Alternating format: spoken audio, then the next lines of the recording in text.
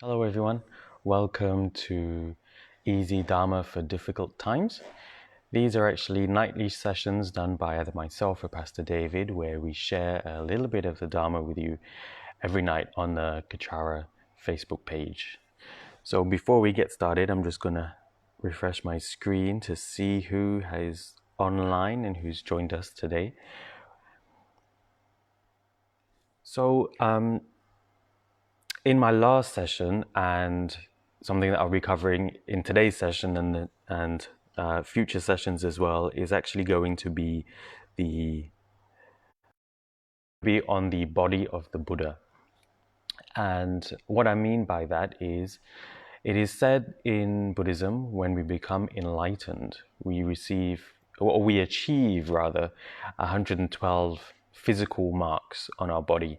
And these marks, and out of these marks, 32 are known as the major marks and 80 are known as the minor marks. So there's a total of 112. And each of these physical attributes of an enlightened being's body actually has meaning and purpose behind them, and they are the product or the product of accumulation of merit and spiritual transformation of the mind. And so each and every one of these marks actually has a particular meaning. And when you understand these meanings, it basically gives you a pathway for you to practice in everyday life to actually achieve your own spiritual transformation so you can achieve that state. Okay, wow, there's a lot of people online. Okay. We have Ian Ping, Tata Ong is also online, David Chu is back, Kelvin Tan, Mr. Lam is here, Gillian Lin, Martin Chow, good evening to everyone. Ken is also online, Jerry Goes is here again, and Stephen Lim. I've seen quite a few of you quite regular, and thank you for joining. Thank you for joining my sessions and Pastor David's sessions. So today I'm just going to get straight into it because we still have quite a few marks to cover. So the last session I actually ended on mark number 5. So today I'll be starting off with number 6. So the Buddha is said to have webs of light between his fingers and his toes. So if you imagine a frog, okay? Now a frog's feet, paws. What do frogs have? Feet, frogs' feet. Frog's legs. Frog feet. Okay, must be feet since frogs have legs. Okay, so between a frog's toes, I guess, there's a membrane that kind of comes up, and it kind of looks like a it's a membrane. It's so our fingers are separated here, but frogs have a little membrane that joins them closer. So the Buddha actually has something like this. It is not a membrane, it is not flesh, but it's actually light. Okay? And the light appears between his fingers on his hands and also on his toes. Okay? So it is said that this light actually comes about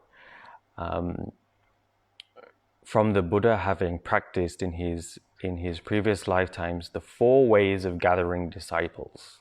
Okay? So the 4 ways of gathering disciples basically means that after you have learned the Dharma and after you have practiced the Dharma, you start sharing that Dharma that you know that is transformational with other people. So through this use of the 4 ways of gathering disciples, you actually bring the Dharma to other people. And this is something that all the masters of the past have done.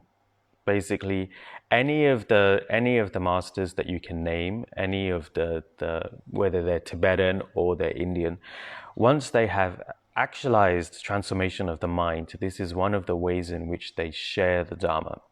So the 4 ways of gathering are basically four methods of behavior that people with a Dharma realization, or even just people on the Bodhisattva path, actually exhibit.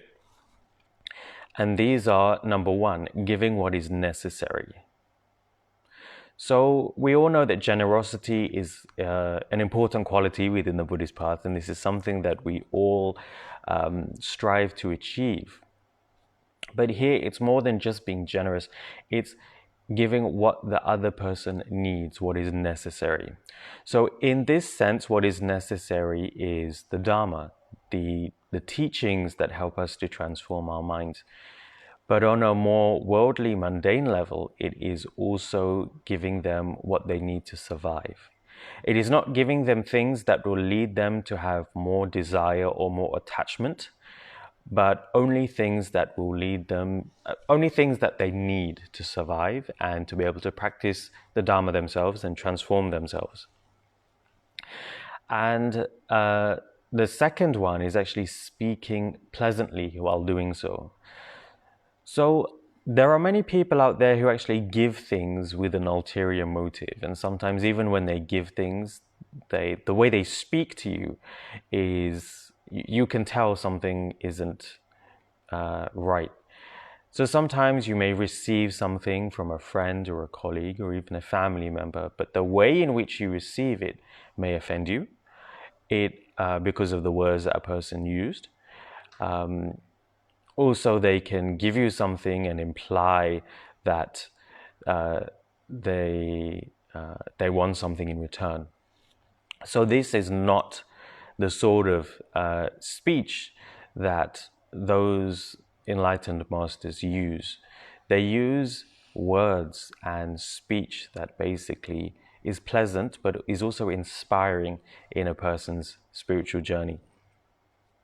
So number three is actually teaching the Dharma, teaching the proper path, teaching the path of morality, teaching the path of compassion, and the teachings in which you're able to overcome things like attachment, hatred, and ignorance. And number four, which is actually the most important of all of the four ways of gathering disciples, is by being a good example, by actually practicing the teachings and showing students how they should be practicing. Now, this is something that even His Eminence Senrimji used to do, and he did it all the time, and he did it every day. So if those of students who were close to Rinpoche, or just in Kechara, or the older students in Kechara, know that Rinpoche used to give a lot. And it wasn't just things like, Rinpoche used to give people physical things. Rinpoche used to give them gifts. Rinpoche used to give Dharma items such as statues or tankas to students. This is something that they would need for their spiritual path, because obviously Rinpoche was a great advocate of making offerings to the enlightened beings. But as well as that, Rinpoche also gave material items as well. He would give things like clothes. He would give things like I've got an example here.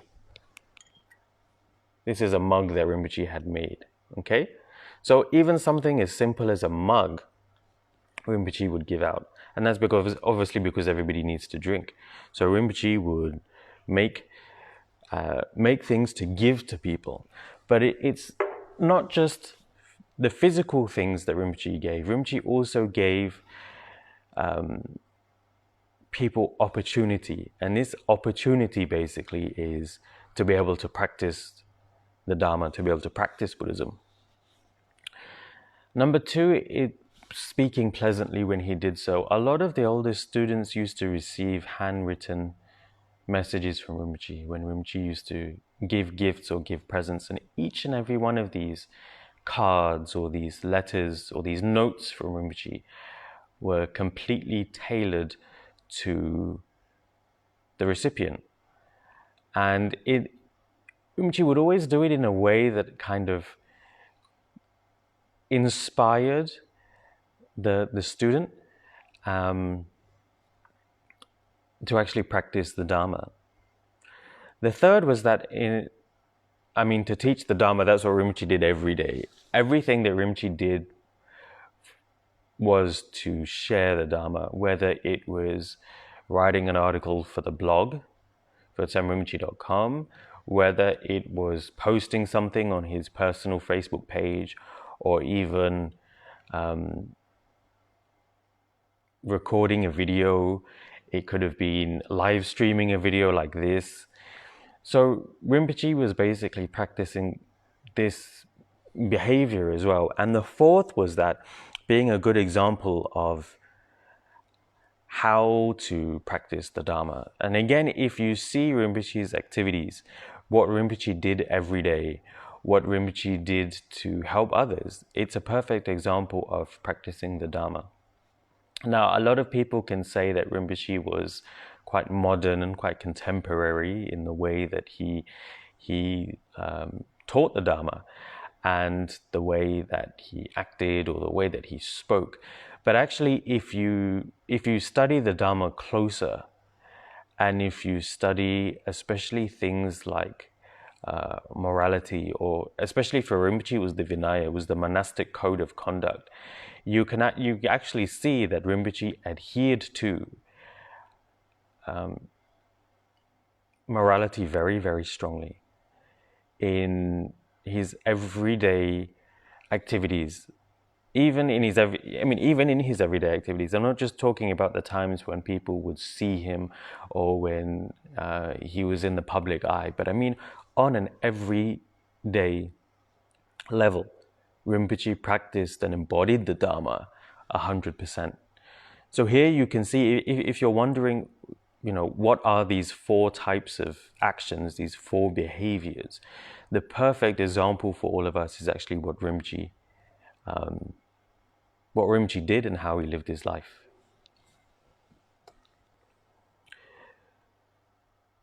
So I'm going to move on to number 7. If anybody does have any questions, please do ask. I think we do have a question already. Chung asks, does the entourage of Dorje Shugden, which totals 32, correlate with the 32 major marks of a Buddha?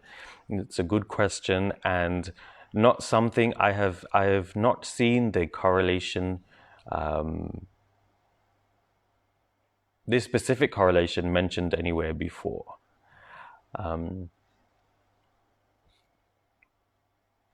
So for me, I think at the moment, because I haven't seen it, it's probably just a coincidence that they're both 32. But because I've never seen it. I've never come across that correlation before. It just so happens that they're both 32. The reason why Dorje Shugden's entourage is 32 is because his entourage correlates to the 32 deities of Guhya Samaja, the Guhya Samaja Tantra, basically.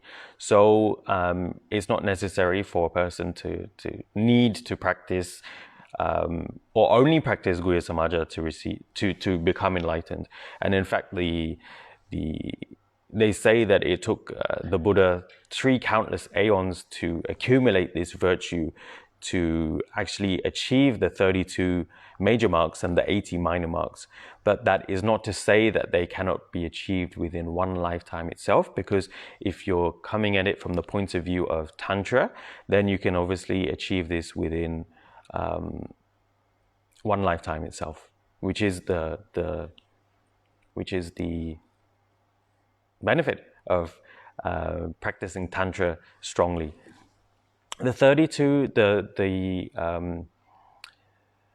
the teaching on the body of the Buddha, and especially in relations to generating the merit to achieve the body of the Buddha, according to this particular set of teachings, is actually more from a sutra perspective than a tantra perspective. And so some of you might be thinking out there, since it's from a sutra perspective and not from a tantra perspective, I'm not going to practice it. But this is something that most people that come to Buddhism, especially Vajrayana Buddhism, actually think of at the beginning. But if you actually read and study Tantra, Tantra itself is based on Sutra.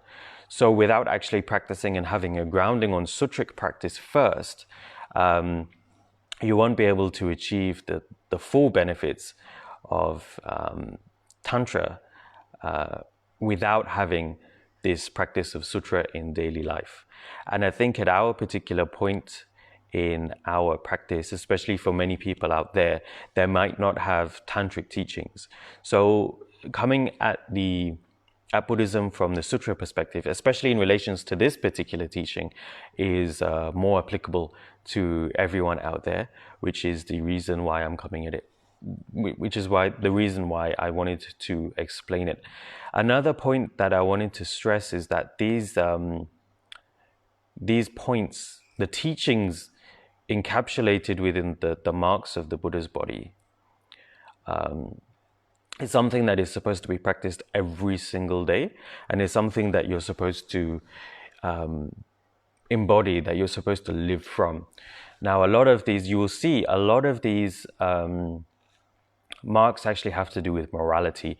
And by morality, I mean actually having a firm sense of what is beneficial and what is negative in terms of your own karma and in terms of karma that you generate for others, that others also generate. And once you know that and once you understand that, it's more easy to be able to put into practice in our daily lives what Buddhism terms as morality, living a moral life.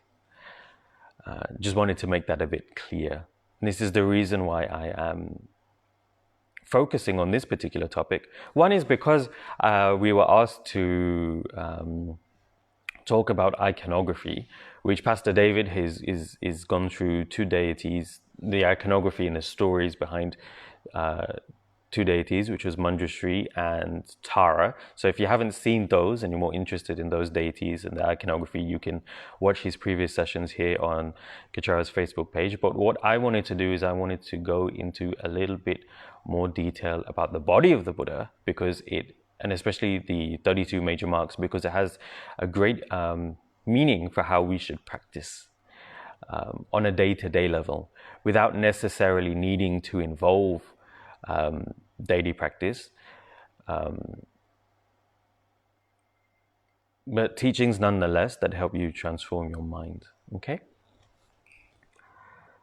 So I've seen some more people join. Irene Lim is online. Pastor Hani is also online. Nice of you to join. Thank you for joining. Tenzin Jamkar is also online. Parth Saxena is here, JC Go and Sylvester, and Mahesh is also online. Thank you all for joining tonight's session. So if you just joined, what I'm talking about today is a continuation of my previous session, which is the body of the Buddha. Now, every part of the body of the Buddha, or any enlightened being for that matter, has a particular meaning about how we should actually live our lives. And before we go further into it, certain parts of the body's Buddha, especially some of the major marks, may sound not human to most of us out there. It may sound quite fantastical. It may sound a bit weird, or to some people, it might even just sound like aliens. This is something I touched on in my previous session a little bit. It is so you can go and watch the previous session.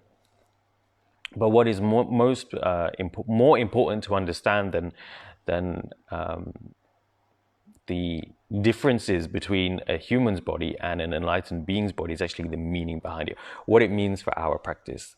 So I am going to continue with number 7. So number 7 is basically that an enlightened being's body parts do not stand out. Okay? So um, a way to think about this is to imagine a horse. So if you imagine a horse and a horse's legs, the ankles of a horse stand out. However, an enlightened being's parts of the enlightened being's body, such as the Buddha's elbows, knees, and ankles, are not prominent. They don't stand out. So Buddha's body is basically, I mean, if you think about your elbow, we have our bodies are quite angular in the sense that various parts of it stand out. So, for example, our arms are not smooth because you have the elbow. Okay, so even though a Buddha has the elbow, it doesn't stand out in the way that it does for us ordinary humans. So the cause for this is that the Buddha practiced practiced humility. He practiced the six perfections. Actually, the six perfections would be a good thing to cover in a later session. So perhaps I will cover that either myself or Pastor David. If Pastor David runs out of ideas, we'll cover the six perfections in a later session. And the Buddha also fulfilled the prophecy of, or the promise rather, to achieve enlightenment for the welfare of for all sentient beings, which is something that we as Buddhists, we strive to do. So, so basically that is what Buddha practiced, is basically the teaching that we should embody in our daily lives. So the Buddha said that we should practice humility. So the Buddha was extremely humble, and the Buddha, even though he had supernatural abilities, practiced humility. He never showed these off. And if you see the lives of previous masters as well, including Rinpoche, for that matter, they were always very humble people. And this is something that we should emulate as well. And then, coupled with that, we should practice the six perfection, which are, I'll just list them out here. I'm not going to explain them. I'm not going to go into detail, but they are generosity, moral discipline, patience, joyous effort, concentration, meditative concentration, and wisdom. So that's number 7. So number 8 is that the Buddha had rounded calves. So think of an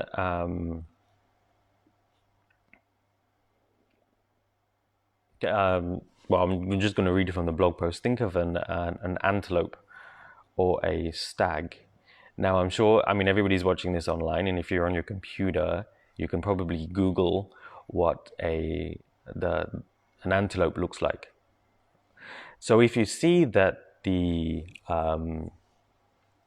calves of an antelope, they're actually quite rounded. And because they're rounded, they actually make the animal quite fast and quite strong. I'm sure you've all seen clips of antelopes running in the wild. They're very, very fast and agile creatures.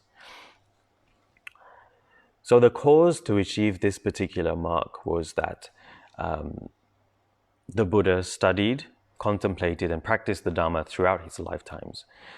And he never showed contempt for his teacher. And once he'd learned the Dharma, he also practiced the Dharma strongly and taught it as well. As well as that, he also studied and mastered arts and crafts, things like arts and crafts, medicine, and astrology. And he used whatever skills that he learned to benefit others. So here it's more than just about learning a skill for the sake of learning a skill, or for learning a skill to advance oneself secularly. Here it's about the Buddha actually learned things that can be beneficial to other people. So the teaching here is that we should learn the Dharma, we should practice it well, we should never show contempt for our teacher, and once we have learned the Dharma, we should show others how to practice the Dharma through our own actions. Now, one of the questions that I'm sure people are going to say, how can I actually implement this in my life? Okay, I might know a little bit of the Dharma. Well, that's good. You start from there. And then you share whatever little you know with other people. So maybe you can benefit them in some way, or that they can benefit from practicing the Dharma. So all of us, I've seen the names on here, everybody here knows a little bit of Dharma. And if you know a little bit of Dharma, share it with other people. And if you're unsure about anything, or you think you may have misunderstood something, that's what we're here for. That's what the pastors are here for. That's what Kechara is here for. That's what the senior students are here for. We're here to help you, because due to our merits, I would say that we have had the opportunity to study Dharma in more detail. So we have that little bit more knowledge than you do. So if you do have any questions about anything Dharma related, anything in regards to practicing of the Dharma, we're here to answer those questions. Okay? So number 9 is that the Buddha had long arms. So this is a bit of a one that usually freaks people out. So if you're sitting at home, or I just want you to stand up, put your arms by your sides and try to touch your knees, but without stooping. You will actually find that your hands only reach up to your upper thighs. They don't actually reach all the way to your knees. However, the Buddha, or any enlightened being, can actually touch their knees when standing up, because their arms are actually quite long. And it's also said that when the Buddha sits cross-legged with his elbows tucked in, that his arms and hands are long enough that he can actually wrap them around his knees and touch whatever he's sitting on, even when his arms are tucked in. So if you're at home, you can try this now. If you tuck your elbows right in close to your body and extend your arms, you will not be able to wrap your hands around your knees. Okay? But the Buddha's arms are actually long enough that he could wrap his hands around his knees. So the cause for that is that the Buddha gave generously, especially to people who were beggars. And he, if they came to his presence, if anybody came into his presence and asked him for something, he would make sure that they never left empty-handed. That was the cause for the Buddha to achieve that. So basically, what does this mean for us? We should practice generosity. The teaching here is to give generously and give whatever we can, and always think about the welfare of the person who's asking. Now, this generosity is a pure generosity. Usually when we give in daily life, when we give anything to somebody, it's usually with a motivation of gaining something in return. And if we are giving, we usually give to people who are of kind of the same level as us, and we don't usually think about people who are lower level. But by lower level, I mean people who are less fortunate than us. But then you're going to say, but within Kechara, within Buddhist practice, we have this thing about giving to the homeless or giving to people less fortunate than us. Yes, you're right. And this is actually what we should be practicing, but we should be practicing without need, or want rather, of gaining anything in return. So usually even when we give to those less fortunate than us from a Buddhist perspective, when we're starting out, we usually think about getting something in return. And this getting something is getting merit, or And usually that when we start off giving generously, this is a fantastic motivation to give just for this. I mean, to give for the sake of generating spiritual energy, for generating merit. But as you progress along the level of your spiritual transformation, it should be less about gaining something for yourself and more about the other person. Okay, I've seen Pastor Gimli's online, and Yao Miao Ki is also online. Good evening to you. Thank you very much for joining. So I'm going to continue with number 10. Number 10 is that the Buddha's private organ is hidden. So it's said that the Buddha's private organ is hidden like a horse. So it basically means that the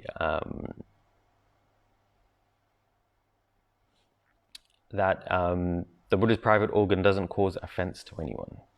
Okay? Inadvertently. The cause for this particular mark of the Buddha is that the Buddha was celibate. He undertook the vow of celibacy throughout many of his previous lifetimes. But it is not just about celibacy. It is actually about taking vows and keeping them strongly. So the teaching behind this is that one should guard your chastity, okay? On a surface level, but on a deeper level, again, it's about when you take a vow to actually hold it and to hold it strongly. This is something that Sam Rinpoche used to talk about a lot, which is vows, which is holding your vows and holding your vows strongly. And one of the reasons for this is that Rinpoche wanted everybody to receive tantric practice and practice Tantra so that they can actually transform their minds. Now, in the practice of Tantra, holding your vows is very important. It is probably one of the central features of the central tenets of actually practicing Tantra. So this is something that Rinpoche stressed a lot. And Rinpoche would always say, if you can't hold your refuge vows, don't even talk about taking bodhisattva vows. If you can't hold your bodhisattva vows, don't even talk about taking tantric vows. So this is an important teaching to remember, especially in our daily lives. If we have taken refuge, or even if we haven't taken refuge formally, under a guru, you can still live by the refuge vows until you do. And this itself generates merit. Okay? So this is something that is stressed upon a lot, is vows and holding your vows strongly. But it's more than just holding your vows, it's actually understanding why that vow exists, how it actually stops you from collecting more negative karma, which, as we know from my previous sessions on the Four Noble Truths and on karma and on all of that, leads to suffering in some way or another. So if you want to get out of your suffering, if you want to be free of pain, whether it's physical pain or it's emotional pain, mental pain, you'd actually want to take vows and actually be happy to take vows and to practice strongly. Okay. I'm going to do number 11, and then I see we have a question. So I'll do number 11 first. So number 11 is that the Buddha, or any enlightened being, has a golden complexion. So the Buddha's skin is a golden color and gleams with light. His skin is delicate, soft, and sensitive to the touch. This basically means, I'm sure that we've all seen people that have a glow about them. Okay? When you see people with a glow about them, you're kind of automatically attracted to that person because they have this glow. The body of the Buddha is similar, but more powerful. That glow is more. His complexion comes across as golden. And obviously gold has a glow to it. So the cause for this is that actually the Buddha practiced patience and never showed anger, and made a lot of offerings to the enlightened beings. And he also offered seats to people that were soft and comfortable. Well, what does it mean by offering seats to people? It basically, I mean, the physical act is giving somebody a place to sit, giving somebody a place to sit that is soft, that is comfortable. But there's a meaning behind it. It's not just literally the action of giving them somewhere to sit. It's actually basically to make them comfortable, to actually alleviate their suffering. Because if you go back in time, a normal seat probably would have been a mat on the floor, like a straw mat. And if you sat on a straw mat now, it's not going to be quite comfortable. But if you sat on a sofa, you're going to be comfortable. So similarly, what the Buddha did is he tried to make people comfortable. He tried to ease any suffering a person had, or any discomfort a person would have had, even to the smallest detail of giving them a seat that was comfortable to sit on. So the teaching for us is basically we need to control our anger and to practice patience. And that we should always make abundant offerings to the enlightened beings. Now, this is important because obviously from the offerings angle of it, you actually generate a lot of merit. Now, from the angle of practicing patience and practicing controlling your anger, this is very important. Because as we saw in my previous sessions, as I discussed, anger is one of the key emotions that leads to the hell realms, lead to rebirth in the hell realms. And the reason is because when a person gets angry, all reason goes out the window. When you get angry, all you see is red. They talk about seeing red when you get angry. And you don't think from a logical perspective when you are angry. Hence, you engage in actions that are destructive, actions that lead to a lot of negative karma. And that's the reason why anger leads to the 3 lower realms. And the practice of patience is important. Now, a lot of people actually, when we're Buddhist, we actually think, oh, we're very patient. I'm practicing patience. I have a lot of patience. I can stand my family. I can stand my friends. I can stand being in MCO with the people I'm stuck with in the house. I'm very patient. I have a lot of patience with my husband. I have a lot of patience with my wife. I have a lot of patience with my kid. You may think you have a lot of patience, but that's not actually what patience is. There's many more examples that you can judge if you're a patient person.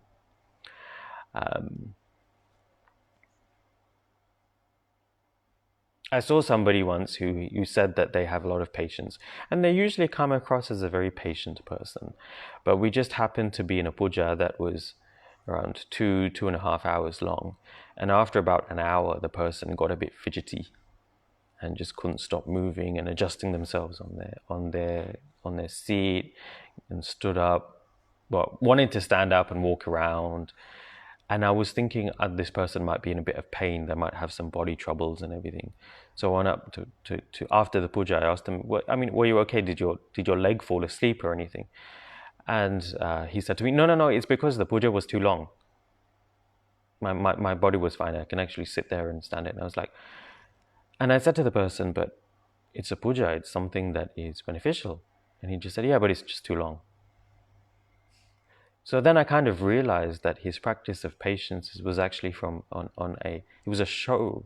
It wasn't really a practice of patience. It was just a show that the person put on. So instead of thinking about putting on a show of practicing patience, it would actually be more beneficial to actually practice it properly.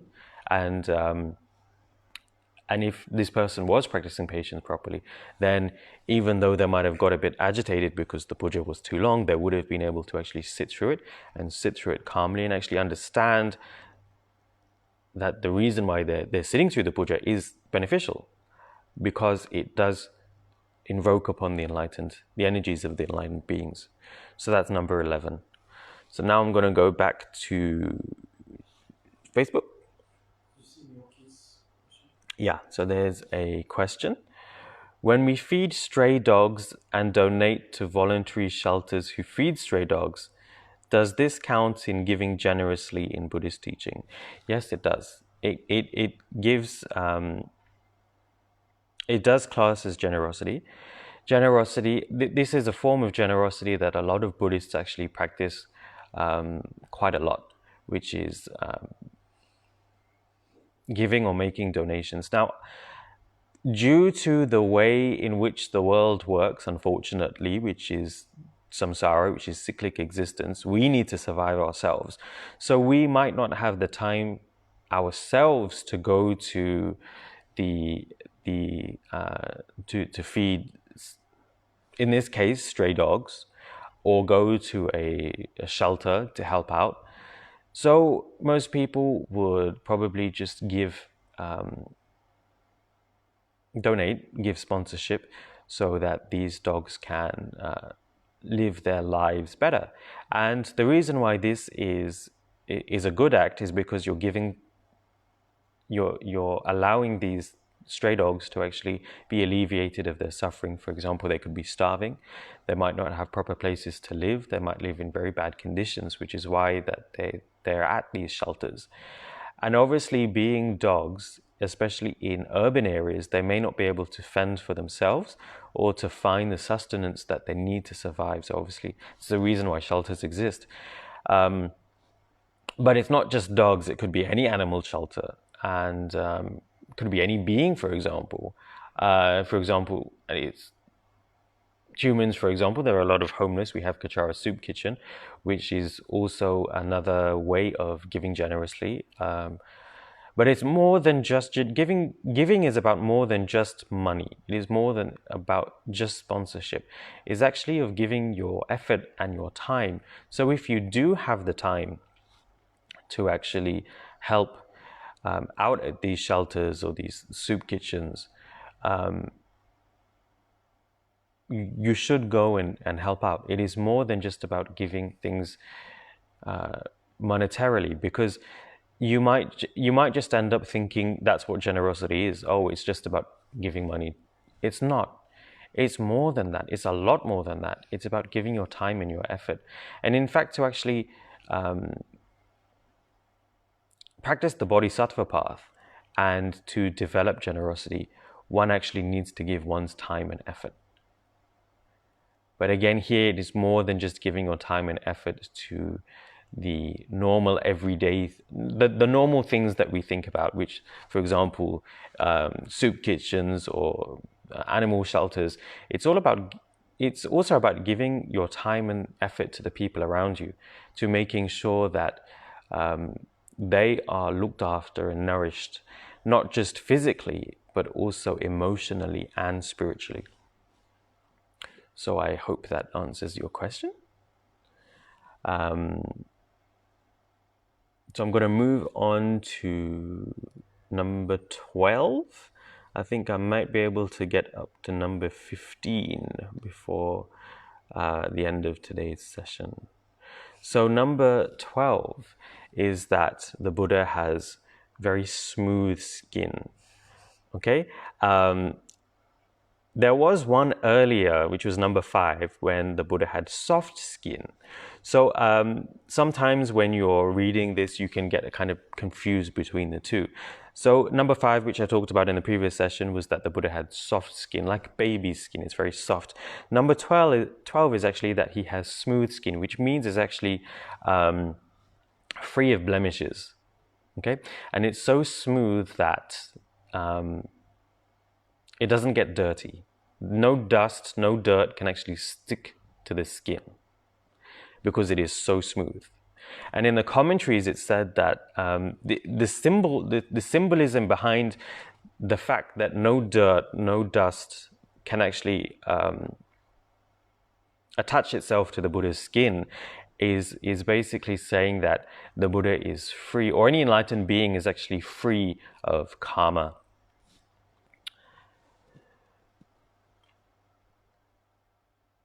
So the cause for this is that the Buddha always made a lot of offerings, and he didn't just make offerings to the enlightened beings, but also the holy men and women who practiced the Dharma, and to the teachers who taught the Dharma, and also offerings to holy sites, to upkeep them, to maintain them. These were the sorts of things that he did. But more than that, he also gave things and made offerings of things like hot water when it was cold water when it was hot outside, clothing that to keep people's bodies safe and warm, and clothing to the best. And he gave clothing to the best of his ability, so it was comfortable. And he gave accommodation to those who needed lodging, and provided the perfect housing for those in need. So, for example, if people needed housing, he would make sure that they had a roof over their head. And if people needed a place to stay, he would provide it for them. So the teaching behind this is, one, that we should always make offerings. Okay, offerings on our altar, offerings to our teacher, offerings to the Sangha who are upholding the Dharma, offerings to the temples, the sites, the places where the Dharma is upheld, the places people go to learn the Dharma and to practice the Dharma. If anybody else has any questions so far, please do ask, because probably be finishing quite soon. So for today, number 13 is that each pore on his skin had a hair growing out of it. Okay, so if you see your skin, you'll see that some of you, the pores on your skin have hair, some don't. But it said that each and every pore from the Buddha's body had a single hair growing out of it, and this curled to the right. Okay, it's a little curly hair, so it curled to the right. So the cause for this was that the Buddha abandoned worldly activities. So he abandoned things that would keep you bound to samsara. If you're thinking about what is a worldly activity, it is basically something that's negative, something that's neutral, and something that's positive. Okay, so coming at it from the angle of the karma chart, which I explained in the previous session, any action that's negative, neutral, or positive, he abandoned, because these three things actually keep one bound within samsara, so they're considered worldly. Whereas the Buddha engaged in activities that generate merit, and merit is meritorious activity is something that takes you out of samsara. So he also refrained from lying. He also attended to teachers and pandits. What does it mean by attended to somebody? Basically, it means to help them in either their daily life or their works. And he developed a kind mind through meditation. So the teaching behind this is we should always tell the truth and we shouldn't lie. And when receiving teachings from our gurus or from any teachers who are teaching you a way to positively transform your life, you should do so in a respectful and contemplative manner. Okay. Oh, one thing I missed out, which is important. He also kept, in the previous lives, he also kept holy places free from things like dirt and weeds and cobwebs, and he cleaned them regularly. So the teaching behind this is that we should also emulate his practice.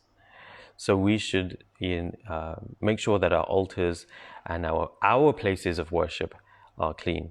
So if you have a temple or a retreat center such as Kechara Forest Retreat, you can go and to help clean the place, help to clean the place nice and the environment clean and pure. This is something that is actually stressed within Buddhist practice, but not many people do it. But it is something that is very meritorious. Number 14 is that the Buddha's hair grows upwards. So the Buddha's hair has upward growth and is deep blue in color and curls to the right. So usually we say deep blue black, okay? That's the color of the hair on the top of Buddha's head. And again, it curled, every single hair curled slightly to the right. The result, and the cause for this, is that the Buddha practiced non-violence. And again, he made offerings to the enlightened beings and various of his teachers.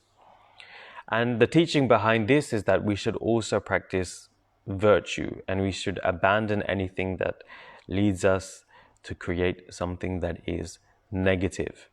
And when we do that, we actually find we become better people, and actually we inspire others because others see that we have become better people ourselves.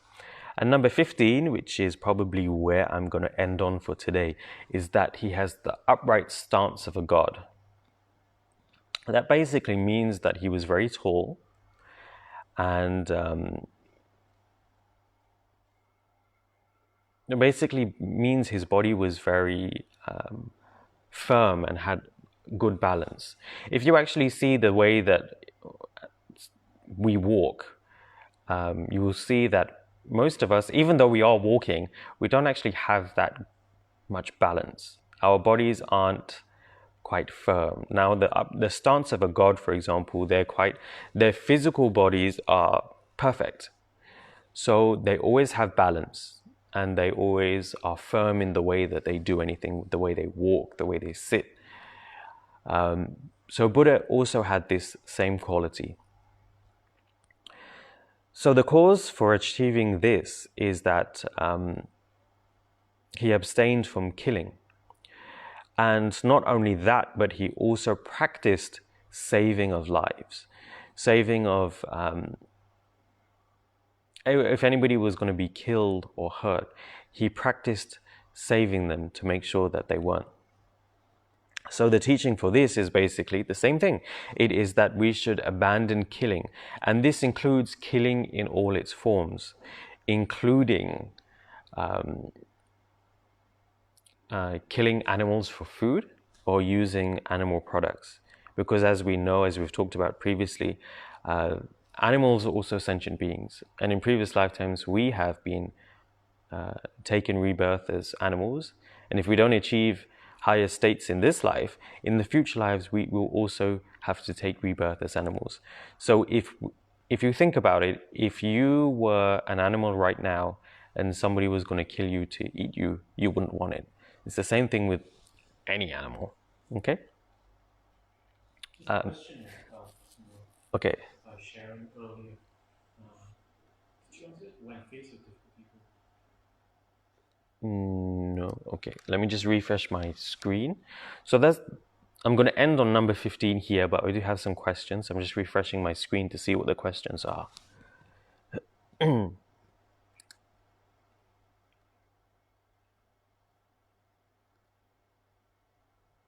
If anybody doesn't have any more questions, please do ask. Okay,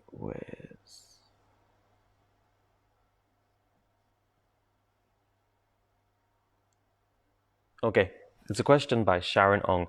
When faced with difficult people and we are nice to them, would it be patience or compassion or both? Good question.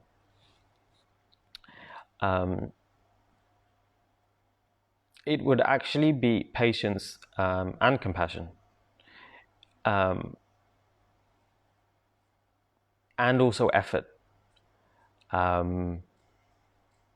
Joyous effort. Okay? The way that the Buddhist practices and things are explained, they're always explained separately. For example, within the six perfections, you have patience, and then developing compassion, and then you have developing joyous effort. But you see, in the example that you've given, it's actually all of these three in one. Somebody is difficult, but you react, instead of you yourself getting angry about it, or getting worked up about it, or feeling hurt about it, you actually respond in a nice manner.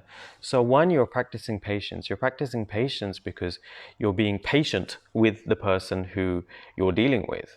Okay, you're not reacting from your emotion.